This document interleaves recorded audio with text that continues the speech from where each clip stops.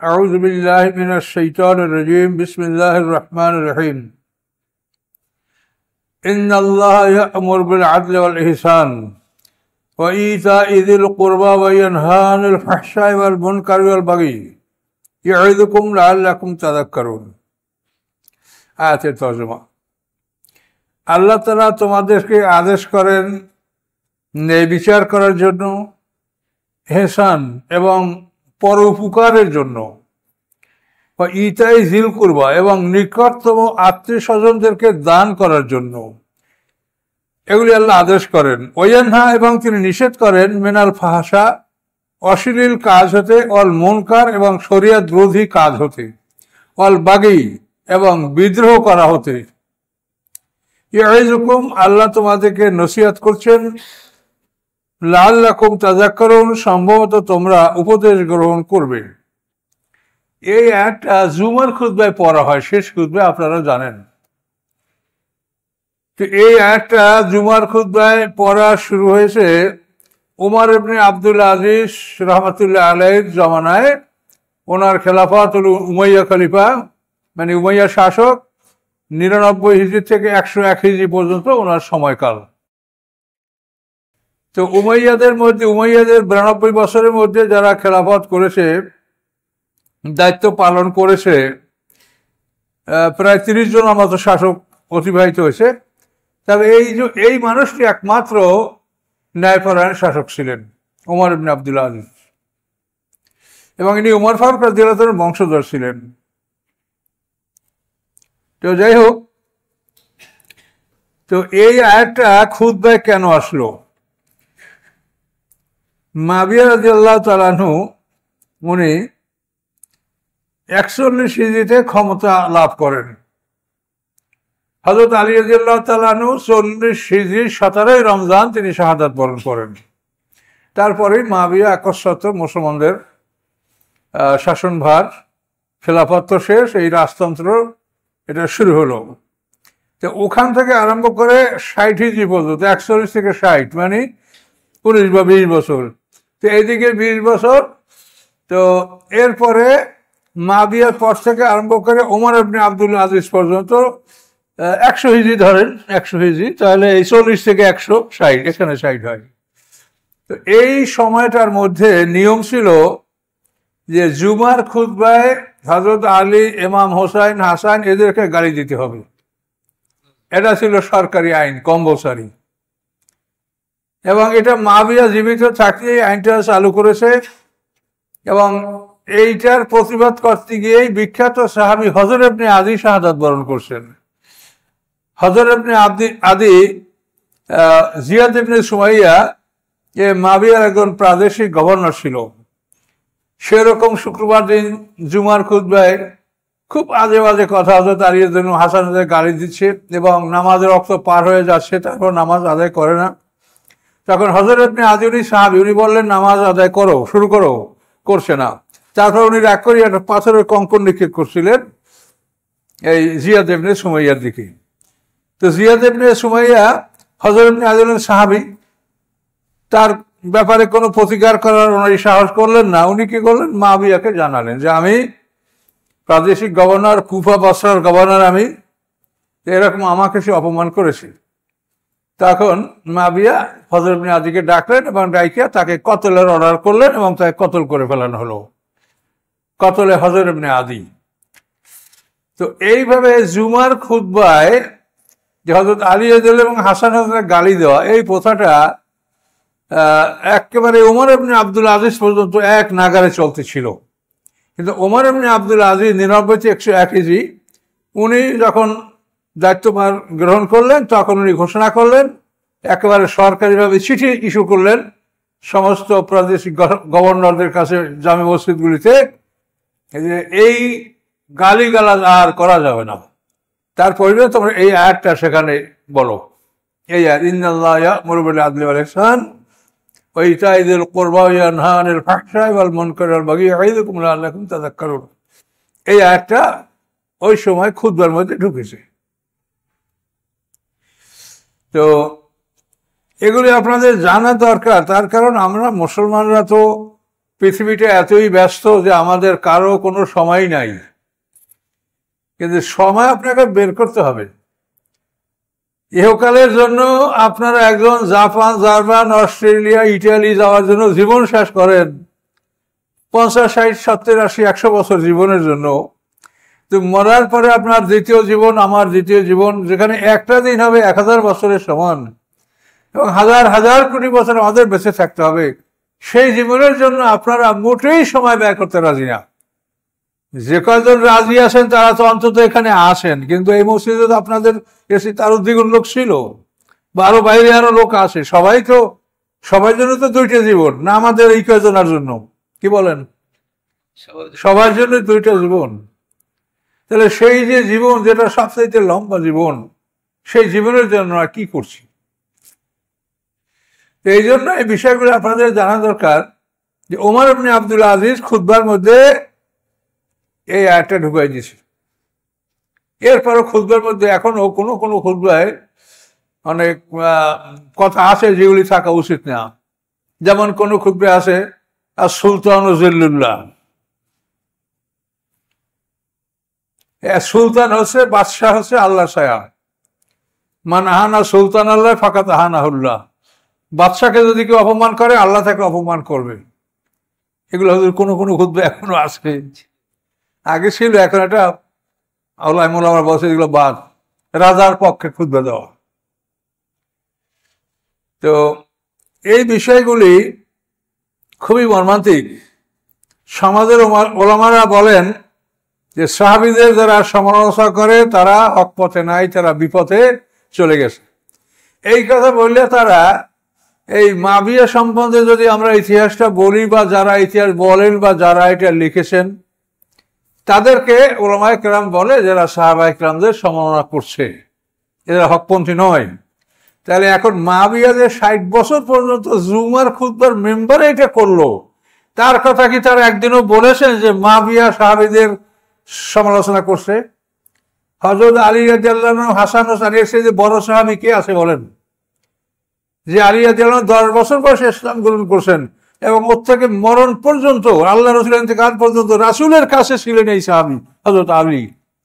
তো সাহাবীদের সমালোচনা, হযরত আলী রাদিয়াল্লাহু আনহু সমালোচনা করা, এটাকে সমালোচনা হলো না?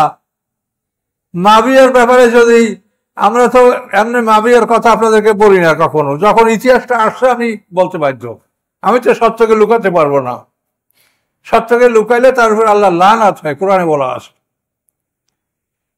তাহলে এখন আমাদের আলেম সমাজের এটা অবস্থা, আমি খুব দুঃখের সহিত বলতেছি। তারা কখনোই এটা বলে না যে মাবিয়া 60 বছর পর্যন্ত সাহাবীদেরকে গালি দিয়েছে। মাবিয়াকে আমরা বলি কেন?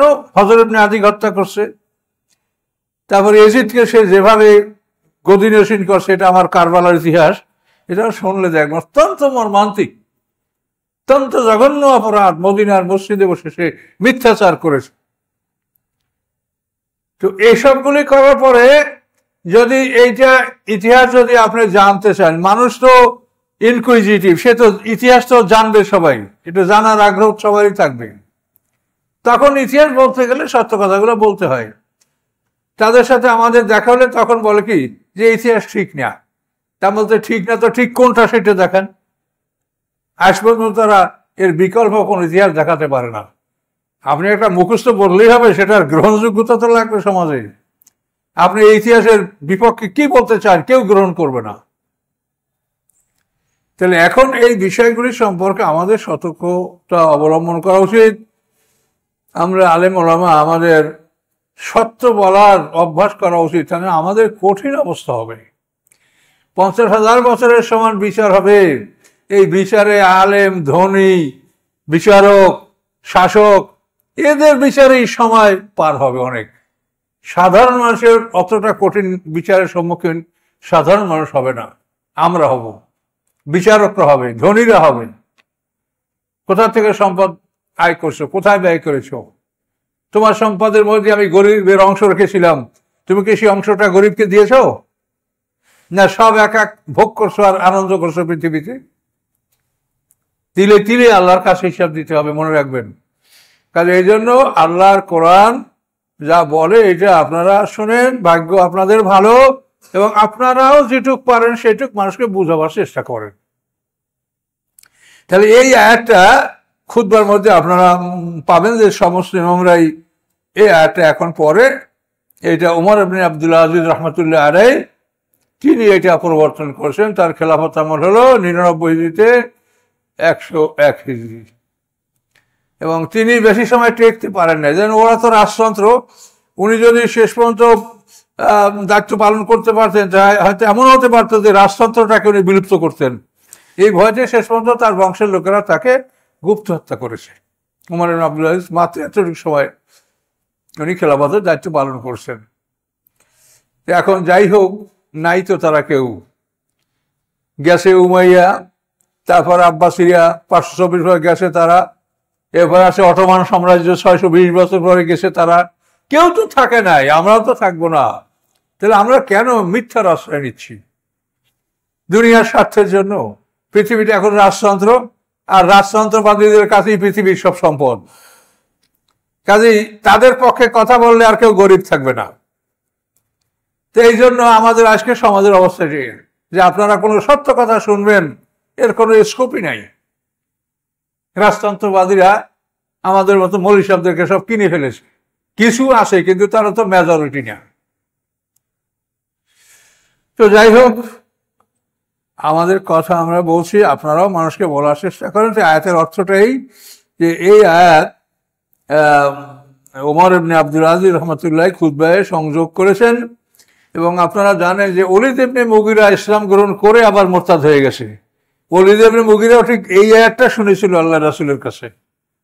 এই আয়াতটা শুনে যাওয়ার পরে ওলীদ ইবনে মুগীরা কাফেরদের বড় নেতা, আরবের সবচেয়ে বড় ধনী ব্যক্তি, সে তার জাতির কাছে গিয়া বলছিল যে আজকে আমি এমন কিছু কথা শুনেছি যে আমার জীবনে আমি এরকম সুন্দর কথা আর কোনোদিন শুনি নেই।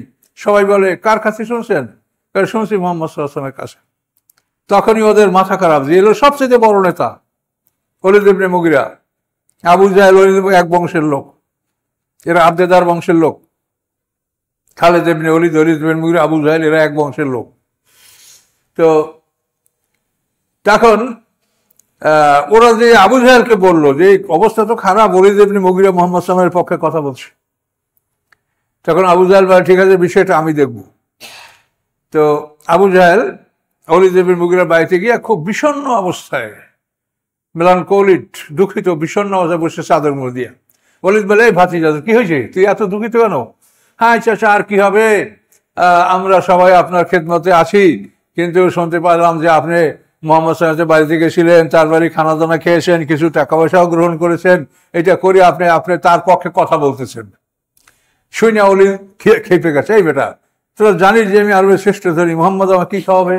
ওর লোকেরা পেট ভরে খানা খেতে পারে না, আমি আবার শ্রেষ্ঠ ধনী, আমি তার থেকে কি নেব? তাছাড়া তা যদি না নিয়ে থাকেন তা আপনি তার পক্ষে কথা বললেন কেন? প্রশ্ন করলো যে আপনি যদি কিছু না করে থাকেন, তার তা খান নাই, নেন নাই, তারপর কথা বললেন কেন? তখন ওলীদ বলে যে তোরা আমার কথা শোন, জবাব দিন।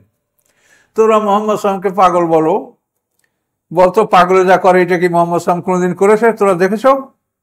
ওরা জবাব দিল, আল্লাহুম্মা লা, হে আল্লাহ না, পাগলে যা করে এটা মুহাম্মদ সাল্লাল্লাহু আলাইহি ওয়াসাল্লাম কোনোদিন করে নেই। তাহলে তোমরা মুহাম্মদ সাল্লাল্লাহু আলাইহি ওয়াসাল্লামকে জাদুকর বলো, তো জাদু করে যা করে তা কি মুহাম্মদ সাল্লাল্লাহু আলাইহি ওয়াসাল্লাম কোনোদিন করেছে? উপস্থিত জনতা জবাব দিল, আল্লাহুম্মা লা, না, তাও করে নাই। তোমরা তাকে কবি বলো, সে কি কোনোদিন কবিতা পাঠ করেছে? করে আল্লাহুম্মা লা। তোমরা তাকে গণক বলো, তোমাদের উট বকরি হারিয়ে গেলে তোমরা মুহাম্মদ সাল্লাল্লাহু আলাইহি ওয়াসাল্লামকে গিয়েছো যে আমাদের হারানো উট বকরি কোথায় বলে দেন? আল্লাহুম্মা লা। সবাই ওর কথায় মুহাম্মদ সাল্লাল্লাহু আলাইহি ওয়াসাল্লামের কোনো দোষ প্রমাণ করতে পারলো না। তখন ওলীদ বলে যে তোমরাই তো বলো যে এই লোকটা মিথ্যা বলে না, এই লোকটা বলছে দোজখে 19 জন ফেরেশতা আছে, আমাকে মারবে ফেরেশতারা, কাজে আমি তো এই জন্য ভয়তে তার পক্ষে কথা বলছি। তখন আবু জাহেল বলে যে আপনার মায়ের পিঠ যা হয় এটা আমরা ভাগ করে নেব, আপনাকে মারতে দেব না, ফেরেশতা আসলে বলবো আমরা যে ওনাকে মারবে না, উনি আমাদের নেতা, ওনার মারপিট আমাদেরকে দাও। এটা যখন আবু জাহেল বললো যে এটা আমরা করে নেব, তো ওলীদ বললো যে পারবি তো তোরা? হ্যাঁ পারবো। তা আমাদের কিছু টাকা পয়সা দিবেন? বলে হ্যাঁ তা দিব। টাকা পয়সার বিনিময়ে চুক্তি হলো, ওলীদের মারপিট শাস্তি আবু জাহেল এবং তার সাথীরা নিয়ে নেবে। এটা সম্পর্কে কোরআন আয়াত নাযিল হয়েছে। এই স্বার্থে অলিদার ইসলাম গ্রহণ করলো না, ইসলামে থাকলো না, গ্রহণ করছিল থাকলো না। আবার ওয়াইতাল্লাযী তাওয়াল্লা ওয়া আতা কালিলান ওয়া আকদা, আল্লাহ আপনি কি দেখেছেন তাকে যে দিন থেকে ফিরে গেল? ও আতা কালিলান ওয়া আকদা, তাদেরকে কিছু সম্পদ দান করলো পরে আবার বন্ধ করে দিল। এর সামনে আয়াত আছে যে সে কি জানে লাম ইউনাব্বা বিমা ফি সুহবি মূসা ওয়া ইব্রাহিম আল্লাযী ওয়াফা আল্লা তাজিরু ওয়াজিরাতুন ওয়িজরা উখরা।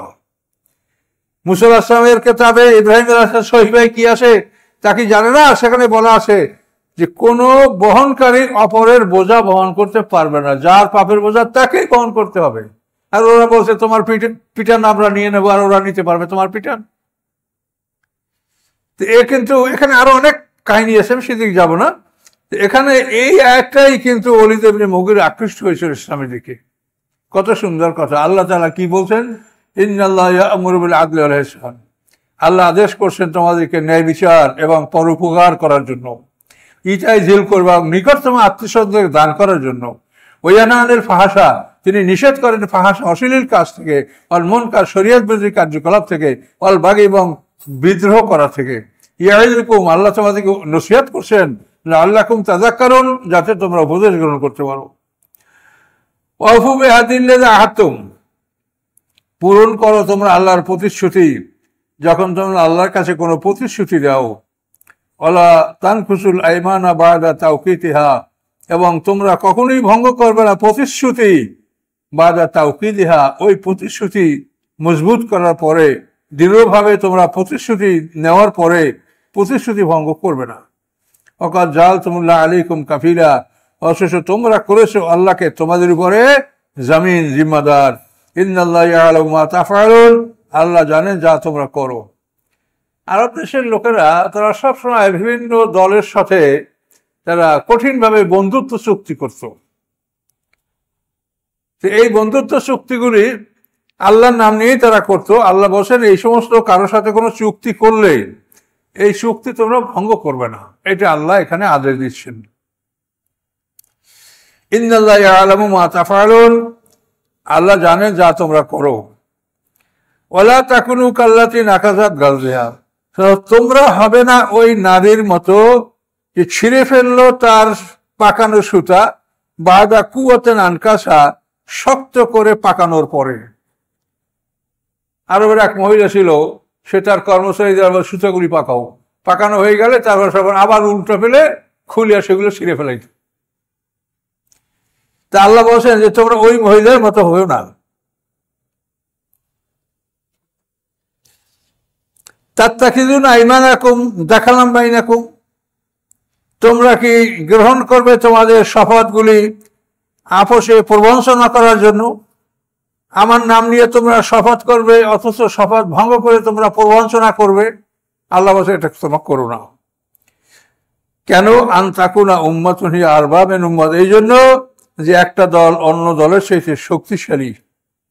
ইন্নামা ইয়াবলুকুমুল্লাহু বিহি, নিশ্চয়ই আল্লাহ তাআলা এর মাধ্যমে তোমাদেরকে পরীক্ষা করেন। ওয়ালাইয়ুবায়্যিনু লাকুম, এবং তিনি বর্ণনা করবেন তোমাদের জন্য, ইয়ামাল কিয়ামতে, কিয়ামতের দিন, মা কুনতুম ফিহি তাখতালিফুন, যার মধ্যে তোমরা মতভেদ করতেছিলে। এই আন তাকুনা উম্মাতুন হিয়া আরবা, এখানের অর্থটা হলো যে একটা দলের সাথে বন্ধুত্ব সে করেছে, বন্ধুত্ব করার পরে দেখে কি যে আর একটা সম্প্রদায় সেখানে আসছে, এরা তো যাযাবর জাতি, কোন দিক থেকে কে আসে।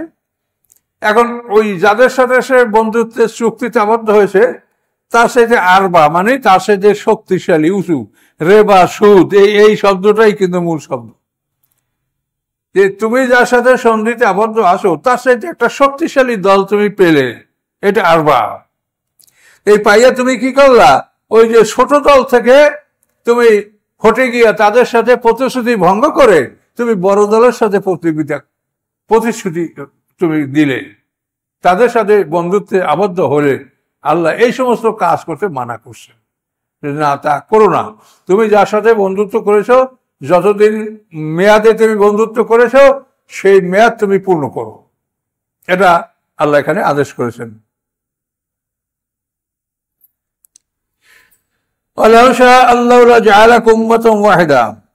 আল্লাহ যদি ইচ্ছা করেন তা তোমাদেরকে একই দলভুক্ত করতে পারেন, কিন্তু ওয়ালাকি ইউদিল্লু মাইয়াশা, তিনি যাকে ইচ্ছে তাকে বিপদগামী করেন, ওয়াদি মাইয়াশা, যাকে ইচ্ছে তিনি পথ প্রদর্শন করেন। ওয়ালা তুসআলুনা আম্মা কুনতুম তা'মালুন, এবং অবশ্যই তোমরা জিজ্ঞাসিত হবে ওই সব কিছুর বিষয়ে যা তোমরা আমল করো। আল্লাহ আমাদের জন্য পথ দেখিয়ে দিয়েছেন। এখন যে সৎপথ গ্রহণ করবে আল্লাহ তাআলা তাকে সৎপথে চলার তৌফিক দিবে, যে সৎপথ বর্জন করবে আল্লাহ জোর করে তাকে হেদায়েত দিবে না। আল্লাহ তাআলা কাউকে অ্যারেস্ট করিয়ে ভেস্তে নেবে না, ভেস্তে যাওয়ার জন্য যে নিজে চেষ্টা করবে তাকেই নেবে। ওয়ালা তাত্তাখিযু আইমানাকুম দাখালাম বাইনাকুম, তোমরা তোমাদের শপথগুলি দাখালাম বাইনাকুম, আপোষে প্রবঞ্চনার জন্য তোমরা শপথ করো না। ফাতাজাল্লা কাদামুম বাদা সুবুতিহা, তাহলে তোমাদের পা স্থির হওয়ার পরে আবার সেটা নড়বড় হয়ে যাবে। তাযুকুসসুআ, এবং তোমরা শাস্তির স্বাদ গ্রহণ করবে। বিমা সাদাতুম আন সাবিলিল্লাহ, এই জন্য যে তোমরা আল্লাহর পথ থেকে মানুষকে বাধা দিয়েছো। ওয়ালাকুম আযাবুন আযীম, তোমাদের জন্য রয়েছে বড় শাস্তি। তাহলে শপথ ভঙ্গটাকে আল্লাহ বলছেন তোমরা আল্লাহর পথ থেকে মানুষকে বাধা দিয়েছো, এটা কিন্তু একটা বিরাট ব্যাপার। এটা কেন? এটা হচ্ছে যে মুসলমানরা কোনো দলের সাথে চুক্তি করার পর তার চাইতে কোনো শক্তিশালী দল পেয়ে যদি মুসলমানরা ওই ক্ষুদ্র দলের শপথ তার সাথে সন্ধি এটা ভঙ্গ করে শক্তিশালী দলের কাছে যায়, তাহলে মুশরিকরা মনে করবে যে আমাদের বাপদাদা ধর্ম ভালো, আমাদের মধ্যে সন্ধি ভঙ্গ করার সুযোগ নাই, আর মুসলমানরা সন্ধি ভঙ্গ করছে। তো এই দৃশ্যটা দেখলে মুশরিকরা ঈমান আনা থেকে বিরত থাকবে। এই থেকে বলা হয়েছে আনসাদ্দু সাবিলিল্লাহ, যে তোমরা আল্লাহর রাস্তা থেকে বাধা দিও না। বিরাট কথা। কিন্তু যে তোমরা যদি সন্ধি ভঙ্গ করো তো মুশরিকরা মনে করবে যে আমাদের বাপদাদার ধর্ম মুসলমানদের ধর্মের সাথে ভালো, আমাদের ধর্মের সন্ধি ভঙ্গের কোনো অনুমতি নাই, আর মুসলমানরা সন্ধি ভঙ্গ করছে। বিমা সাদাতুম আন সাবিলিল্লাহ ওয়ালাকুম আযাবুন আযীম, তাহলে এজন্য তোমাদের বড় শাস্তি হবে। ওয়ালা তাশতারু বিআহদিল্লাহ সামানান কালিলা, বিক্রি করবে না আল্লাহর প্রতিশ্রুতিগুলি নিকৃষ্ট মূল্যে। দুনিয়ার যাই আছে দুনিয়া এগুলো সবই নিকৃষ্ট। নিকৃষ্ট মূল্যে তোমরা আল্লাহর প্রতিশ্রুতি ভঙ্গ করবে না। ইন্নামা ইনদাল্লাহি হুয়া খায়রুল লাকুম, নিশ্চয়ই আল্লাহর কাছে যা আছে তা তোমাদের জন্য অতি উত্তম। ইন কুনতুম তা'লামুন, যদি তোমরা জানতে। দুনিয়ায় যাই আছে যত সম্পদ দেখো এটা কিচ্ছু না, সমানানকারীরা। মা ইনদাকুম ইয়ানফাদু, তোমাদের কাছে যা আছে তা শেষ হয়ে যাবে। ওমা ইনদাল্লাহি বাক, কিন্তু আল্লাহর কাছে যা আছে তা অবশিষ্ট থাকবে। আল্লাহ সব কিছু দান করলেও কিছু কমে না। আল্লাহ তার সমস্ত নেয়ামত বিতরণ করে দিলেও কিছু কমবে না, পুরোই থাকবে। আমাদের কাছে যা আছে এটা আমরা ব্যয় করলে শেষ হয়ে যাবে, কিন্তু আল্লাহর নিয়ামত কখনো শেষ হবে না। এটা বিরাট ব্যাপার।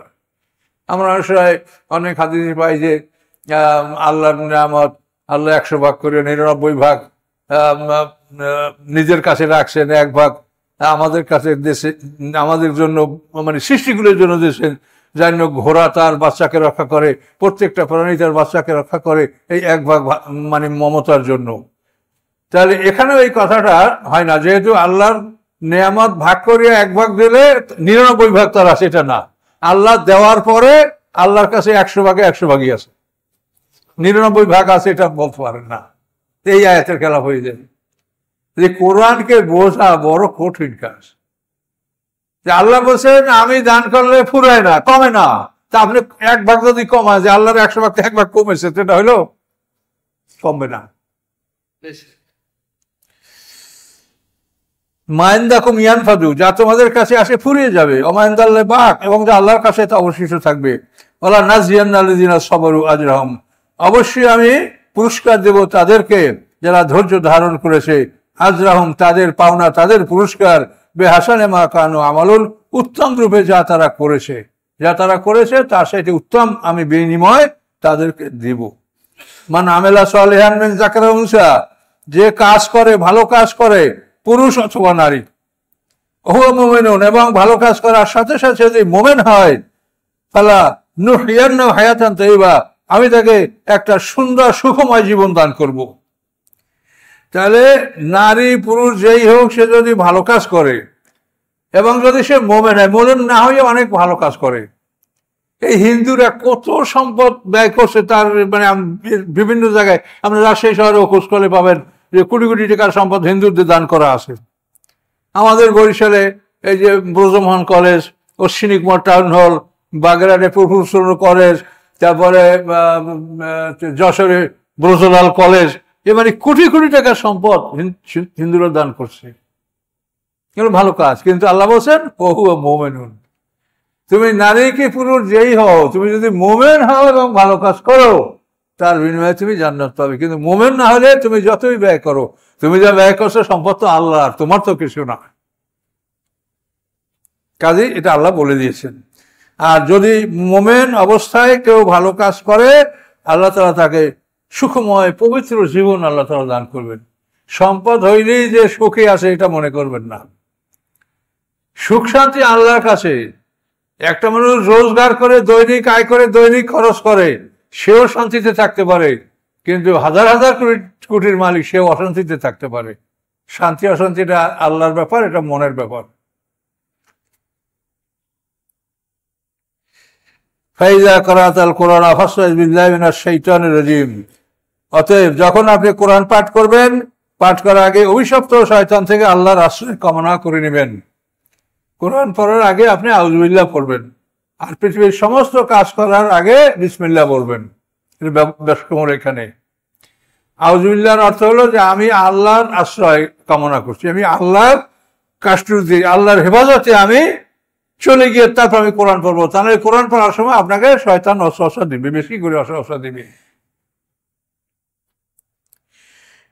ইন্নাহু লাইসা লাহু সুলতানুন আলাল্লাযিনা আমানু ওয়া আলা রাব্বিহিম ইয়াতাওয়াক্কালুন। নিশ্চয়ই নাই কোনো ক্ষমতা শয়তানের তাদের উপরে যারা ঈমান এনেছে এবং আল্লাহর উপরে যারা নির্ভর করেছে। আল্লাহর উপরে যারা তাওয়াক্কুল রাখে এবং যারা ঈমান আনে, শয়তানের তাদের উপরে কোনো ক্ষমতা নাই। অসহসব মারবে, তাদেরকে আক্রমণ করবে বা খারাপ চিন্তা উদয় করবে, কিন্তু ক্ষতিটা তারা করতে পারবে না। এটা আল্লাহ বলে দিয়েছেন। ইন্নামা সুলতানুন আলাল্লাযিনা, নিশ্চয়ই শয়তানের ক্ষমতা তাদের উপরে, ইয়াতাওয়াল্লাউনাহু, যারা শয়তানকে বন্ধু হিসেবে গ্রহণ করে। তা তো জানেনই কারা শয়তানকে বন্ধু হিসেবে গ্রহণ করে। শয়তানের জন্য খাবার রাখে, শয়তানের ছবি আঁকে, শয়তানের মূর্তি পূজা করে। এই শয়তানকে যারা বন্ধু হিসাবে গ্রহণ করে, শয়তানের ক্ষমতা তাদের উপরই আসে। আল্লাযিনা হুম বিহি মুশরিকুন, এবং যারা আল্লাহর সাথে শরীক করে তাদের উপরে শয়তানের ক্ষমতা আছে। কিন্তু মোমেন যে আল্লাহর উপরে ঈমান এনেছে এবং আল্লাহর উপরে তাওয়াক্কুল করেছে, তার উপরে শয়তানের কোনো প্রতিক্রিয়া চলবে না। কাজে এই জন্য শয়তানের জন্য আপনারা ওজা ফকিরের কাছে যাবেন, এবং এখানে অধিকাংশ ক্ষেত্রেই ভালো মানুষ সমাজে খুব কম আছে, যে আপনি ওদের কাছে গেলে আপনাকে ধীরে ধীরে ওরা শিরকে দিয়ে নিয়ে যাবে, ধীরে ধীরে আপনাদেরকে শিরকে নিয়ে যেতে পারে, এটা সম্ভব না। এই জন্য আপনি আপনার ঈমানকে মজবুত রাখেন, তাওয়াক্কুল আল্লাহর উপর রাখেন, ইখলাস, ফালাক, নাস এই সূরাগুলি বেশি করে পড়েন, আয়াতুল কুরসি পড়েন, সূরা বাকারার শেষ রুকু পড়েন। এই সমস্ত আয়াতগুলি ব্যবহার করলে ইনশাআল্লাহ আপনি এই শয়তানের আক্রমণ থেকে আল্লাহ আপনাকে রক্ষা করবে।